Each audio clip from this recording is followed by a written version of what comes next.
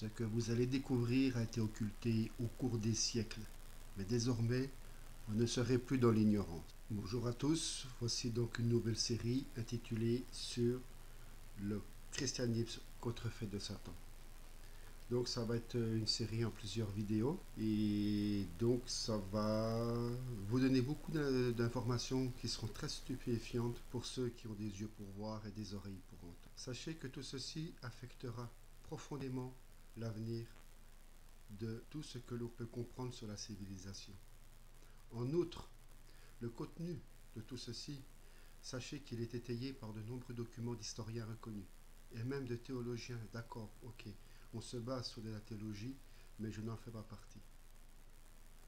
Donc ce que vous découvrirez n'est basé ni sur une quelconque théorie, ni sur un concept de type tombé du ciel. Les effets du développement rapide de la fausse religion aujourd'hui nous touchent personnellement et tout ceci nous touche dans un avenir proche, beaucoup plus directement que vous ne puissiez l'imaginer. En effet, ces révélations explosives ne s'adressent pas uniquement aux gens religieux, mais à tous les individus. Nous en serons bientôt tous affectés. Vous êtes-vous déjà posé la question: comment en suis-je arrivé à croire ce que je crois maintenant en matière de religion, de morale et du véritable but de l'existence humaine? Si mes amis et moi, tous ceux qui sont autour de nous, aveuglément toutes ces idées admises par la société dans laquelle nous vivons, n'est-ce pas également ce qu'ont fait la plupart des gens? Serait-il possible que nous ayons accepté sans réfléchir les fausses idées religieuses auxquelles nous croyons et qui ont en fait grandement influencé tous les modèles de société que nous connaissons? Les systèmes législatifs, les systèmes éducatifs et les systèmes religieux que nous avons inventés et que nous regardons comme allant de soi. Vous êtes-vous jamais posé ces questions fondamentales? Si un Dieu réel existe, et si la Bible contient sa révélation inspirée, vous devriez sérieusement tenir compte de ce que la Bible dit à propos de ces interrogations. La Bible recommande dans 1 Thessaloniciens 5, verset 21, « Examinez toutes choses, retenez ce qui est bon. » Maintes et maintes fois, la Bible répète que la majorité des êtres humains ont été séduits. En décrivant les temps de la fin, l'apôtre Jean mentionne au sujet du diable, dans Apocalypse 12, verset 9, « Et il fut précipité, le grand dragon, le serpent ancien, appelé le diable et Satan, celui qui séduit toute la terre, il fut précipité sur la terre, et ses anges furent précipités avec lui. » Aujourd'hui, plus de 2 milliards de chrétiens parmi les principales dénominations font partie de toute la terre, mentionnés par l'apôtre Jean, et beaucoup sont séduits.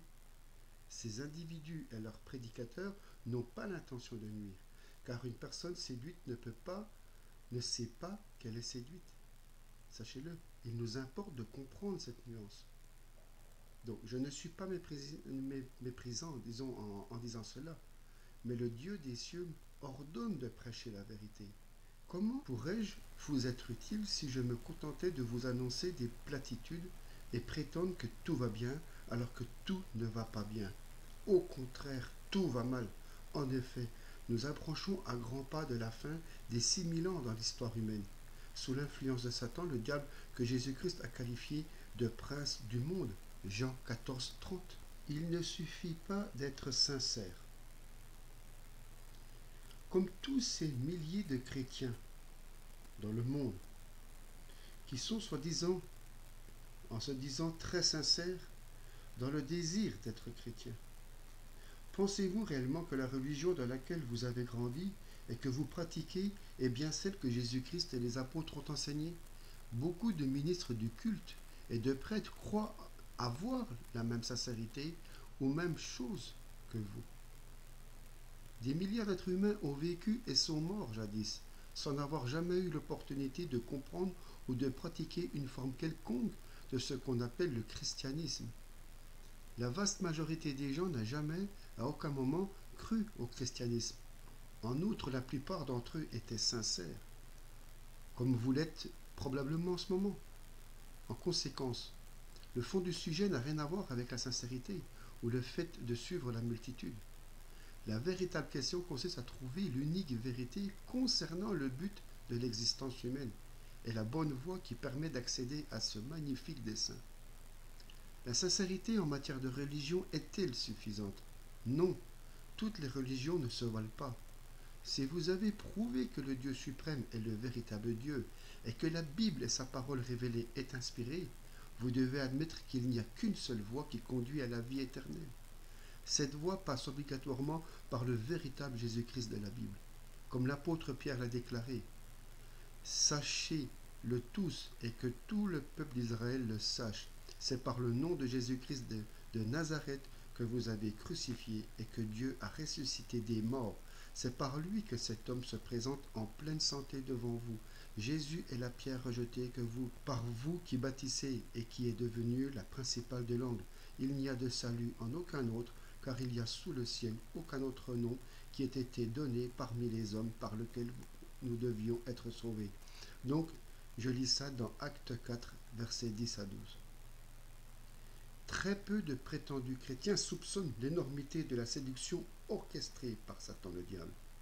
Je dis bien très peu soupçonnent l'énormité de la séduction orchestrée par Satan le diable. Ils répugnent à imaginer que Satan ait non seulement réussi à séduire le monde païen, mais encore qu'il ait réussi à inventer un christianisme de contrefaçon pour duper des millions d'individus qui pensent sincèrement suivre le Christ de la Bible.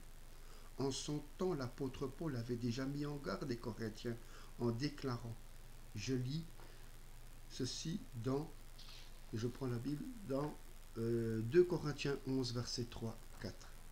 Toutefois, de même que le serpent séduisit Ève par sa ruse, je crains que vos pensées ne se corrompent et ne se détournent de la simplicité à l'égard de Christ. Car si quelqu'un vient vous prêcher un autre Jésus que celui que nous avons prêché, ou si vous recevez un autre esprit que celui que vous avez reçu, ou un autre évangile que celui que vous avez embrassé, vous le supportez fort bien. En réalité, un autre Jésus, un Jésus-Christ totalement différent, a été tronqué à l'humanité qui ne se doutait de rien. Comme vous savez, un faux billet de 100 € ressemble à s'y méprendre un billet authentique. Les gens acceptent les contrefaçons parce qu'ils ne se fient souvent aux apparences similitudes. Il en est de même avec Satan, le maître séducteur. Assurez-vous de ne pas avoir été séduit en supposant que vous suivez le Christ de la Bible et ce qu'il a réellement enseigné. La Bible indique qu'il n'y aura que les véritables chrétiens qui seront protégés au cours de l'Holocauste à venir, la grande détresse décrite par Jésus-Christ. Dans très peu de temps, dans quelques années à peine et j'en suis sûr, le Dieu de toute la création interviendra directement avec grande puissance. Les récents ouragans qui ont ravagé la Floride, plein d'endroits, la Nouvelle-Orléans et les côtes des États-Unis, et j'en passe pour tout ce qui se passe pour d'autres choses sur les autres continents, ne sont que petits préludes à comparer à ce que Dieu commencera à faire dans les derniers jours. Jésus-Christ a prédit, il y aura de grands tremblements de terre, et en divers lieux, des pestes et des famines, et il y aura des phénomènes terribles, et de grands signes dans le ciel. Il y aura des signes dans le ciel, dans la lune et dans les étoiles.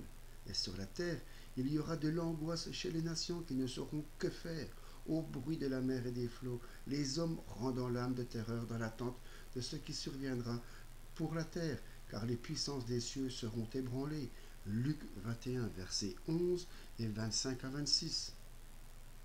Le Dieu suprême attirera l'attention des hommes. Il aidera ceux qui veulent comprendre qu'il faut sortir de cette Babylone moderne. Lisez donc Apocalypse 18, verset 4, et s'extraire de la société de Satan. L'apôtre Paul fut également inspiré à nous dire que Satan le diable est littéralement le Dieu de cette société mondaine. Il a écrit dans 2 Corinthiens 4, verset 3 à 4. Si notre évangile est encore voilé, il est voilé pour ceux qui périssent, pour les incrédules dont le Dieu de ce siècle a aveuglé l'intelligence, afin qu'ils ne voient pas briller la splendeur de l'évangile de la gloire de Christ, qui est l'image de Dieu. La donnée fondamentale de tout ce qui vient être dit est que notre Créateur a permis à un diable, un être tout à fait réel, de séduire la plupart des êtres humains depuis presque 6000 ans. En fait, Satan a établi une religion de contrefaçon pour tromper le monde entier. Mais notre Créateur interviendra bientôt Et Jésus-Christ reviendra sur la terre comme roi des rois et seigneur des seigneurs. Apocalypse 19, verset 16. Lorsqu'il sera de retour, le Christ précipitera Satan dans l'abîme. Dans Apocalypse 20, verset 3, qui dit, je lis, afin qu'il ne séduise plus les nations jusqu'à ce que les 1000 ans soient accomplis. L'une des ruses élémentaires au moyen de laquelle Satan séduit la plupart des gens consiste à leur faire croire qu'il n'existe pas. Ainsi, des gens blaguent à son sujet en ayant l'impression qu'il n'est pas réel. Mais comme nous l'avons lu, Jésus-Christ appelle le diable le prince de ce monde. Comment Satan s'y prend-il? Quelles sont ses méthodes de séduction? Plus grave encore, comment a-t-il réussi à séduire toute la terre? Lorsque Jésus-Christ cita Daniel le prophète dans Marc 13, verset 14, il reconnaissait par là que ces écrits faisaient partie des saintes écritures. Le livre de Daniel fait référence à des êtres spirituels, tant des anges que des démons, à de nombreuses reprises. Alors que Daniel eut jeûné pour comprendre, Dieu envoya un ange pour l'encourager. Daniel 10, versets 10 à 12. L'ange lui expliqua pourquoi un temps assez long était nécessaire avant que sa prière fût exaucée. Le chef du royaume de Perse m'a résisté 21 jours, mais voici Michaël, l'un des principaux chefs, est venu à mon secours, et je suis demeuré là auprès des rois je continue, de Perse. Je viens maintenant pour te faire connaître ce qui doit arriver à ton peuple dans la suite des temps, car la vision concerne encore ces temps-là. Lisez ça dans versets 13 à 14. Plus tard, ce même ange fournit d'autres détails concernant le monde spirituel invisible.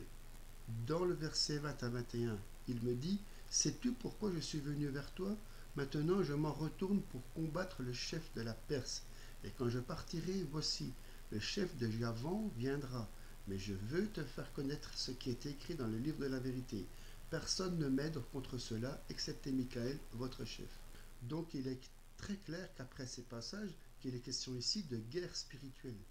Il s'agit de la description d'une lutte qui avait lieu en arrière-plan des affaires mondiales, dans le monde des esprits. En effet, Satan le diable est décrit comme le Dieu de ce siècle, qui a aveuglé les incrédules. 2 Corinthiens 4, verset 4. Satan aussi est appelé le prince de la puissance de l'air, l'esprit qui agit maintenant dans les fils de la rébellion. Éphésiens 2, verset 2. L'ange qui parlait à Daniel décrivait une bataille entre des êtres spirituels, au cours de laquelle il fut nécessaire de faire appel à l'assistance du grand archange Michaël. Voir Daniel 12, verset 1. Ce monde, donc cet âge, c'est-à-dire les quelques 6000 ans écoulés depuis Adam jusqu'à maintenant, est une époque où la société est dominée par Satan le diable et les millions d'anges déchus, des démons, qui le suivirent dans sa rébellion contre le Dieu créateur. Satan n'est pas tout simplement un terme générique caractérisant le mal. Satan n'est pas une force aveugle. Satan le diable est un être spirituel puissant, créé par Dieu en tant que chérubin, qui se rebella contre son créateur. Son nom d'origine, Lucifer, signifie celui qui apporte la lumière. Mais depuis sa rébellion, son nom fut changé en Satan, ce qui signifie adversaire. Notez Ésaïe 14, versets 12 à 15. Te voilà tombé du ciel, astre brillant, fils de l'aurore. Tu es abattu à terre, toi le vainqueur des nations. Tu disais en ton cœur, je monterai au ciel, j'élèverai mon trône au-dessus des étoiles de Dieu. Je m'assirai sur la montagne de l'assemblée, à l'extrémité du septentrion. Je monterai sur le sommet des nues, je serai semblable au Très-Haut. Mais tu as été précipité dans le séjour des morts, dans les profondeurs de la fosse. Dans ce passage, on peut lire quelle fut la plus grande machination ourdie par Lucifer pour détrôner Dieu. Sa grande puissance et sa vanité l'ont poussé à défier son Créateur. Dans Ézéchiel 28, versets 1 à 16, Dieu décrit d'abord le prince humain de Tyr. Il s'agissait manifestement d'un homme qui avait un grand pouvoir et qui régnait d'une manière absolue sur cette, on va appeler ça New York de l'époque antique. Ensuite, Ézéchiel décrit la réelle puissance agissante sur le trône. Le roi de cette cité-État païenne, notez-le, fils de l'homme prononce une complainte sur le roi de Tyr. Tu lui diras, ainsi parle le Seigneur, l'Éternel, Tu mettais le sceau à la perfection. Tu étais plein de sagesse, parfait en beauté. Tu étais en Éden, le jardin de Dieu. Tu étais couvert de toute espèce de pierres précieuses, de sardoise, de topaze, de diamants, de chrysolite, d'onyx, de japs, de saphir, d'escarboucle, d'émeraude et d'or. Tes tambourins et tes flûtes étaient à ton service, préparés pour le jour où tu fus créé. Versets 12 à 13. Ici, nous trouvons un être qui existait déjà des milliers d'années avant Tyr, dans le jardin d'Éden.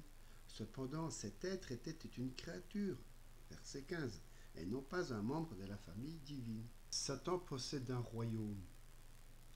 Après des marchandages et des manœuvres politiques pour gagner des partisans, Satan fut précipité de la montagne, autrement dit, du royaume de Dieu, comme l'indique Apocalypse 12, versets 3-4. Satan réussit à entraîner le tiers des anges dans sa rébellion contre Dieu. Ces anges déchus sont appelés des démons. Actuellement, Satan domine sur des millions d'anges déchus qui sont des partisans. Dans ce sens, il possède un royaume sur lequel il gouverne dans le monde des esprits. L'évangile selon Matthieu contient le récit de la tentation de Jésus par Satan, qui est un être extrêmement perspicace. Matthieu 4, verset 1. Alors Jésus fut emmené par l'Esprit dans le désert pour être tenté par le diable. Ce récit tiré de l'Évangile est un bon exemple qui nous montre que Satan n'hésite pas à citer les Écritures. En fait, Satan s'est même payé l'audace de citer les Écritures à l'auteur des Écritures, Jésus-Christ. Matthieu 4, versets 5 à 6. Jésus répondit, il est écrit, l'homme ne vivra pas de pain seulement, mais de toute parole qui sort de la bouche de Dieu. Le diable le transporta dans la ville sainte, le plaça sur le haut du temple et lui dit, si tu es fils de Dieu, jette-toi en bas, car il est écrit, il donnera des ordres à ses anges à ton sujet, et ils te porteront sur les mains, de peur que ton pied ne heurte contre une pierre. Ensuite, Satan offrit à Jésus, dans le verset 8 à 9, tous les royaumes du monde et leur gloire, et lui dit, je te donnerai toutes ces choses si tu te prosternes et m'adores. Bien entendu, Jésus connaissait les principes spirituels contenus dans ces citations, et il savait comment répondre en utilisant correctement les Écritures. Dans le verset 10, Jésus lui dit, retire-toi Satan, car il est écrit, tu adoreras le Seigneur ton Dieu et tu le serviras lui seul. Jésus avait choisi d'obéir à Dieu et de prendre possession de son royaume au moment voulu par Dieu et à la façon divine. Plus tard, lorsque Jésus fut accusé d'invoquer Belzébuth pour chasser les démons, il dit dans Matthieu 12, verset 25 à 26, tout royaume divisé contre lui-même est dévasté, et toute ville ou maison divisée contre elle-même ne peut subsister. Si Satan chasse Satan, il est divisé contre lui-même. Comment donc son royaume subsisterait-il, donc celui de Satan? Satan possède un royaume, il est le Dieu invisible de ce monde. 2 Corinthiens 4, verset 4. Il est le premier séducteur des hommes et des nations. Apocalypse 12, verset 9. Et il fut précipité, le grand dragon, le serpent ancien, appelé le diable Satan, celui qui séduit toute la terre, il fut précipité sur la terre, et ses anges furent précipités avec lui. Satan est l'être spirituel qui influencera donc très fortement et qui possédera même un dictateur politique charismatique à venir, lequel séduira une grande superpuissance mondiale qui ressuscitera une Europe unifiée, sachez-le, c'est-à-dire la Babylone des temps de la fin. Satan sera le Dieu, entre guillemets, qui animera et renforcera le faux système religieux derrière la puissance économique et militaire de cette dictature. Ne me croyez pas sans vérifier vous-même ce qu'en dit la Bible. La parole divine prédit que ce futur système oppressif sera littéralement animé par des démons. Apocalypse 18, verset 14 nous dit « Après cela, je vis descendre du ciel un autre ange, qui avait une grande autorité, et la terre fut éclairée de sa gloire. Il cria d'une voix forte, disant, elle est tombée, Babylone la grande. Elle est devenue une habitation de démons, un repère de tout esprit impur, un repère de tout oiseau impur et odieux, parce que toutes les nations ont bu du vin de la fureur de sa débauche, que les rois de la terre se sont livrés avec elle à la débauche, et que les marchands de la terre se sont enrichis par la puissance de son luxe. Et j'entendis du ciel une autre voix qui disait, sortez du milieu d'elle, mon peuple, afin que vous ne participiez point à ses péchés et que vous n'ayez point de part à ses fléaux. Satan incitera ses futurs dirigeants du monde à combattre le Christ à son retour comme roi des rois et Seigneur des seigneurs. Mais en fin de compte, le Christ destituera Satan et mettra un terme à sa perversité. Satan le faussaire. Jésus condamna les dirigeants religieux de son époque à cause de leur hypocrisie. Ces ecclésiastiques prétendaient être pieux alors qu'ils refusaient de mettre en pratique le caractère spirituel de la loi divine. Jésus leur attribua le même caractère que Satan. Partant du principe que Satan était leur père, il leur appliqua le dicton « tel père, tel fils ». Le diable est menteur et meurtrier. Quoi de surprenant si les enfants du diable sont semblables s'ils prêchent un évangile perverti, mensonger et falsifié? Il est important de saisir que Satan est littéralement le père du mensonge. Il ment en permanence de façon astucieuse. Il trompe l'humanité et ceux qui le servent agissent de la même façon. Mentir est devenu chose tellement courante à ceux qui sont influencés par Satan qu'ils sont souvent plus à l'aise dans le mensonge que dans la vérité. Dans sa conspiration pour détrôner Dieu et contrecarrer son grand plan pour l'humanité, Satan a ses propres ministres. L'apôtre Paul mit en garde les chrétiens à ce sujet, dans 2 Corinthiens 11, versets 13 à 15. Ces hommes-là sont de faux apôtres, des ouvriers trompeurs déguisés en apôtres de Christ. Et cela n'est pas étonnant, puisque Satan lui-même se déguise en ange de lumière. Il n'est donc pas étrange que ses ministres aussi se déguisent en ministres de justice. Leur fin sera selon leurs œuvres. Donc comme je dis, lisez 2 Corinthiens 11, versets 13 à 15. Les ministres de Satan ressemblent et parlent comme des ministres du Christ, d'après ce qu'en pensent les gens séduits. Mais en réalité, ils prêchent un autre Jésus, proclament un autre évangile. Il nous importe individuellement d'étudier attentivement la Bible et de prouver ce que Jésus et les premiers apôtres ont enseigné et pratiqué. Les deux Babylones. La Bible ne décrit pas qu'une seule Babylone, mais deux Babylones spécifiques. Peu de temps après le grand déluge, une première Babylone fut fondée. L'ancienne cité-État édifiée par un homme nommé Nimrod. Genèse 10, versets 8 à 10. La seconde Babylone est un système moderne d'église-État, décrit dans Apocalypse 17 et 18. Ses dirigeants combattront littéralement le Christ à son second avènement. Apocalypse 17, versets 12 à 14. Des centaines de millions d'individus faisant partie de cette Babylone des temps de la fin seront tellement séduits qu'ils auront l'audace de lutter littéralement contre le Fils de Dieu et contre l'armée des cieux. Pour comprendre comment a débuté ce système appelé Babylone, retournons au premier jour de l'histoire humaine. Dans Genèse 10, peu de temps après le déluge, l'homme avait recommencé à se reproduire. Les animaux sauvages s'étaient multipliés également, et les gens éprouvèrent la nécessité de se protéger. C'est alors que naquit un fils de Cush. La Bible nous dit Cush engendra aussi Nimrod. C'est lui qui commença à être puissant sur la terre. Il fut un vaillant chasseur devant l'Éternel. C'est pourquoi l'on dit, comme Nimrod, vaillant chasseur devant l'Éternel. Il régna d'abord sur Babel, Érec, Akkad et Calné, au pays de Shinéar. Verset 10, Genèse 10, versets 8 à 10. Ainsi, ce vaillant chasseur, dont on dit qu'il fut également un bâtisseur, commença à rassembler les gens dans des villes pour les protéger, mais également pour les maintenir sous son contrôle. Au départ, le royaume de Nimrod commença à Babel, la Babylone. À partir de là, il établit d'autres villes et rassembla les hommes qui commencèrent à se sentir indépendants par rapport à Dieu, acquérant un sentiment de pouvoir se passer de la protection divine. En fin de compte, les hommes qui n'avaient qu'une seule langue et les mêmes mots, dans Genèse 11, au verset 1, se mirent à construire un énorme gratte-ciel, une tour qui fut nommée la tour de Babel, au verset 4 à 9.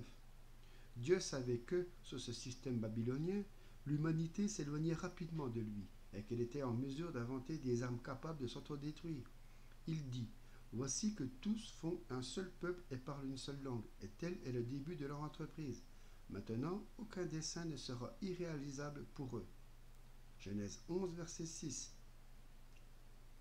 La puissance créatrice de l'esprit humain était telle que Dieu savait que les hommes auraient inventé des armes terribles, capables de détruire toute la terre s'il était possible, et que son plan de 6000 ans alloué à l'humanité pour écrire la leçon des souffrances humaines était prématurément écourtée.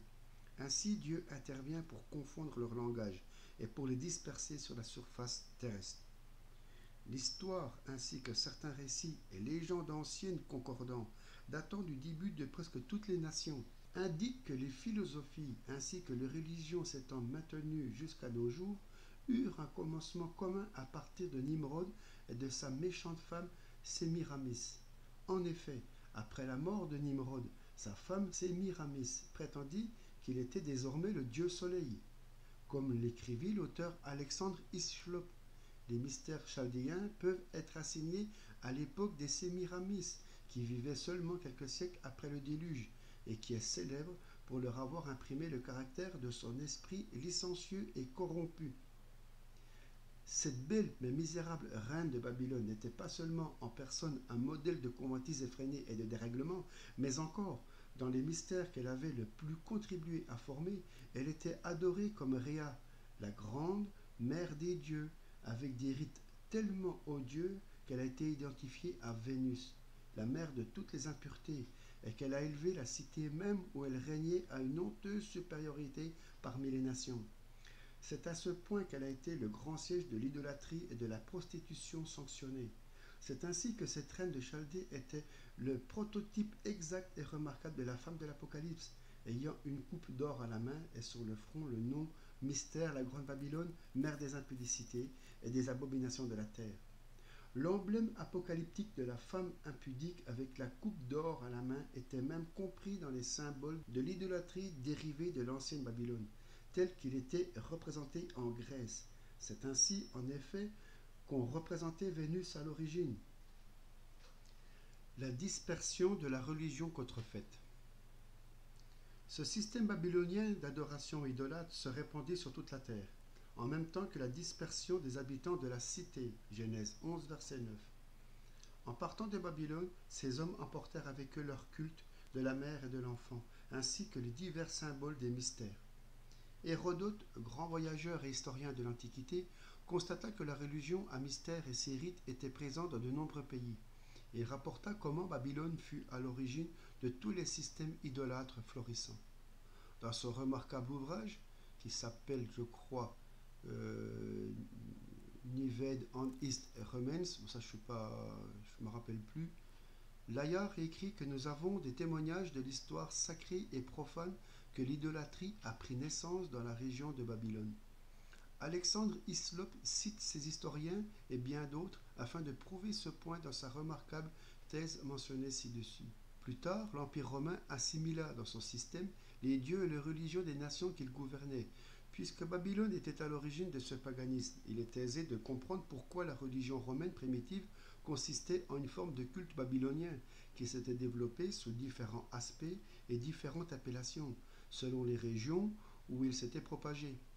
Dans son livre fort documenté, Pagans and Christians Creed, excusez-moi mais je prononce très mal l'anglais, Edward Carpenter écrit « La similitude des anciennes légendes et des croyances païennes avec les traditions chrétiennes était si grande qu'elles attirèrent l'attention et la colère déclarée des premiers chrétiens. Ne sachant pas comment l'expliquer, ils revinrent à la théorie selon laquelle le diable aurait, des siècles plus tôt, poussé les païens à adopter certaines croyances et certaines pratiques. » Donc ça, je crois que c'est dans la page 25. Carpenter cite également Tertullien, l'un des premiers, soit des pères de l'Église, ayant vécu entre 160 et 220 après Jésus-Christ, disant que le diable, par les mystères de ses idoles, imite même la plus grande partie des mystères divins. Il note également Corté lui aussi déplorait que le diable avait probablement appris aux Mexicains la même chose que Dieu avait enseigné à la chrétienté. Le célèbre explorateur espagnol constata que les païens, habitant la ville qui devint Mexico, pratiquaient déjà les mêmes rites païens et qu'ils avaient beaucoup de croyances païennes similaires à ceux de l'Église catholique. Puisque les pratiques des églises actuelles ne sont pas identiques à celles de la véritable Église mentionnée dans la Nouvelle Alliance, il est important de s'interroger pour savoir s'il y a eu un mélange ambigu de fausses pratiques païennes avec les véritables enseignements du Christ, des apôtres et de la Bible. Beaucoup d'historiens, comme Edward Gibbon, ont noté le changement opéré à cause de l'arrivée d'une grande foule de païens dans l'Église primitive. et le mélange de leurs coutumes et des croyances étrangères avec celles de l'Église, remarquez comment les églises actuelles ont jailli des mêmes racines que le paganisme. Satan a créé tout un système de christianisme de contrefaçon. Il a habilement guidé des dirigeants religieux, menteurs, à introduire des idées, des pratiques et des concepts totalement païens dans le christianisme. Puisque le terme christianisme est étiqueté sur l'emballage, la plupart des individus supposent que la religion de Jésus est offerte à l'intérieur. Peu de gens ont conscience que ces concepts totalement erronés sur Dieu, sur Jésus-Christ, sur son message, sur le but de la vie éternelle et sur la voie qui mène à la vie éternelle ont été enveloppés dans un emballage estampillé qui s'appelle toujours christianisme. Mais le leur est un christianisme de contrefaçon qui a coupé la plupart des gens du véritable Dieu, provoquant une énorme confusion de la souffrance et des deuils. Notez ces extraits tirés de Pagan en Christian's Christ. Je me répète, je prononce très mal l'anglais. L'Église chrétienne s'est bien gardée de débattre du paganisme, sa position consistant à affirmer que l'Église est la détentrice de la révélation unique et divine.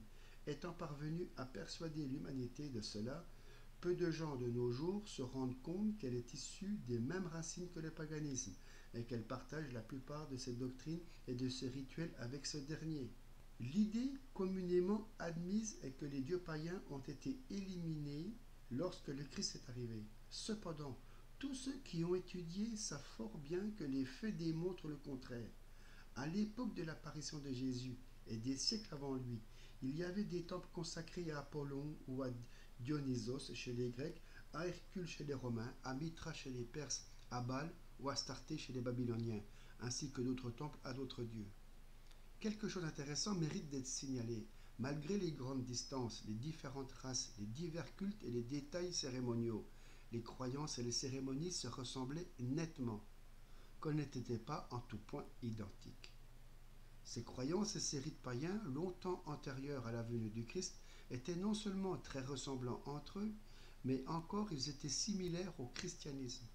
Une réalité qui n'est pas un fait accidentel. Prenons-en pour exemple les 11 principales divinités vénérées dans 7 pays différents dont tout le monde ou presque croyait que leur naissance avait eu lieu à Noël ou aux alentours, d'une mère vierge, d'une grotte secrète et qu'elles avaient donné leur vie pour le genre humain. On les appelait porteurs de lumière, guérisseurs, médiateurs et sauveurs. On pensait qu'elles avaient été vaincues par les puissances des ténèbres, qu'elles étaient descendues aux enfers ou dans les profondeurs de la terre pour ensuite ressusciter et devenir les premières à accéder à un monde céleste. La vie de Krishna, un dieu indien, présente des similitudes étonnantes avec celle du Christ. Donc Carpenter poursuit dans son œuvre, bien que l'idée de Dieu donnant son Fils en sacrifice pour le salut du monde soit grande et remarquable, elle existe. Cependant, dans toutes les religions antiques, elle remonte à une époque très éloignée et elle est incarnée à travers leurs rituels. Ces traditions originales ressemblaient tellement à la vérité qu'elles pouvaient faussement faire penser qu'une certaine force dirigeante les avait inspirées. Un christianisme de contrefaçon avait été créé par le Dieu invisible de cette époque, que Jésus avait qualifié de Père du mensonge. Jean 8, verset 44. On va parler du Da Vinci Code.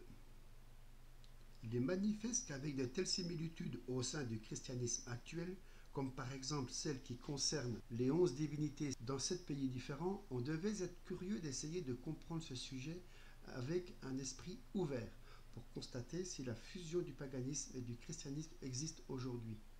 Donc, prenons le Da Vinci Code de Dan Brown est resté, durant de nombreux mois, en tête de liste, ou presque, des plus grosses ventes de livres. Des millions de lecteurs se sont passionnés pour cette nouvelle fascinante. Qu'y a-t-il de si intéressant d'en parler ici? Quoi que ce soit un roman, et qu'il soit une fiction comportant de nombreuses erreurs, ce livre peut inciter le lecteur à réaliser qu'il y a beaucoup plus de choses cachées sous le vernis visible des idées et des pratiques religieuses qu'il n'y paraît en surface. 3 personnages principaux évoluent dans Da Vinci Code. Il s'agit de Sophie Neveu, une talentueuse cryptographe française, de Robert Langdon, un spécialiste en symbolique religieuse de Harvard, et de Lake Tengbing, un historien de la famille royale britannique. Nous reproduisons ici leur conversation au sujet des origines de la religion que le monde qualifie de christianisme. Écoutez, les historiens s'émerveillent encore de l'exploit qu'il, donc l'empereur Constantin, a accompli en forçant tout un peuple païen à se convertir. Par une astucieuse fusion des dates, des rituels et des symboles païens dans la tradition chrétienne en formation, il a réussi à créer une religion hybride, assimilable par tous ses sujets. Une véritable métamorphose, ajouta Langdon.